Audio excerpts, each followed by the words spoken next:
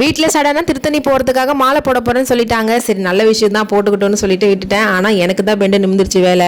ஒரு வாரம் விரதம் வந்துட்டு கோயிலுக்கு போகிற மாதிரி தான். டியூஸ்டே வந்து மாலை போட போகிறேன்னு சொல்லிட்டு திங்கக்கிழமை மதியத்துக்கு மேலே தான் சொன்னாங்க. எல்லாத்தையும் க்ளீன் பண்ணிவிட்டு அவங்களுக்கு பூஜைக்கு தேவையான திங்ஸ்லாம் லிஸ்ட் எழுதி அனுப்பிட்டேன். நான் மார்க்கெட் போனால் செட் ஆகுதுன்னு சொல்லிட்டு அவங்களுக்கு மட்டும் லிஸ்ட் எழுதி அனுப்பிட்டேன். அவங்களே எல்லாத்தையும் வாங்கிட்டு வந்துட்டாங்க. மாலை போட்டுட்டா காலையில் ஈவினிங் 2 வேலையுமே விளக்கேற்றுற மாதிரி இருக்கும். சாம்பிராணி எல்லாம் போட வேண்டியது. அதனால் டெய்லி யூஸ்க்காக சாம்பிராணி எல்லாத்தையுமே வாங்கிட்டு சொல்லிட்டேன். அது கூடவே சந்தனம், குங்குமம், ஜவ்வாது, கற்பூரம் இதெல்லாம் தேவையான பொருட்கள். அது கூடவே அபிஷேகம் பண்ணுறதுக்கு பன்னீர் சாதனம்லாம் தேவைப்படும். ஸோ எல்லாத்தையுமே வாங்கிட்டு வந்து வச்சுட்டேன்னா அடுத்தடுத்து நல்ல நாட்கள்லாம் வருது இல்லை, தீபாவளி வரைக்கும் எல்லாமே வருது. ஸோ பூஜை பண்ணுற நாட்கள் நிறைய வரும். ஸோ அதுக்காக யூஸ் பண்ணுறதால மொத்தமாக வாங்கிட்டு வந்து வச்சுட்டேன். ஸோ எல்லாத்தையுமே கரெக்டாக இருக்கான்னு பார்த்துட்டு நெய்வேத்தியம் வந்த உடனே சாமி கும்பிடணும் இல்லையா. ஸோ அதனால நெய்வேத்தியம் சக்கரை பொங்கல் தான் பண்ணேன். எல்லாத்தையுமே ரெடி பண்ணி வச்சுட்டு பூஜை ரூம்ல ரெடி பண்ணி வச்சுட்டோம்னா வாசலெல்லாம் கோலம் போட்டு விட்டுட்டோம்னா வந்து பூஜை பண்ணுறது கரெக்டாக இருக்கும். ஸோ அதெல்லாம் எல்லாத்தையும் ரெடி பண்ணி வச்சுட்டு தான் கோவிலுக்கு போனேன். கோவிலுக்கு போயிட்டு முதல்ல விளக்கு ஏற்றிட்டேன். விளக்கு வந்து வெற்றிலை தீபம் வந்துட்டு நான் கோவிலே இன்னைக்கு ஏற்றிருந்தேன். ஏற்றிட்டு அதுக்கப்புறமா தான் மாலை போட்டிருந்தோம். மாலை போட்டுட்டு சாமியெல்லாம் நல்லா வேண்டிட்டு வீட்டுக்கு வந்தாச்சு. சடனாக பிளான் பண்ண ஒரு விஷயம். ஸோ அதனால மாலை போட போகிறேன்னு சொல்லிட்டு முன்னாடி ஏதாவது சொல்லியிருந்தா கூட நான் முன்னாடி ஏதாவது ப்ரிப்பேர் பண்ணியிருப்பேன். நெய்வேத்தியம் ஏதாவது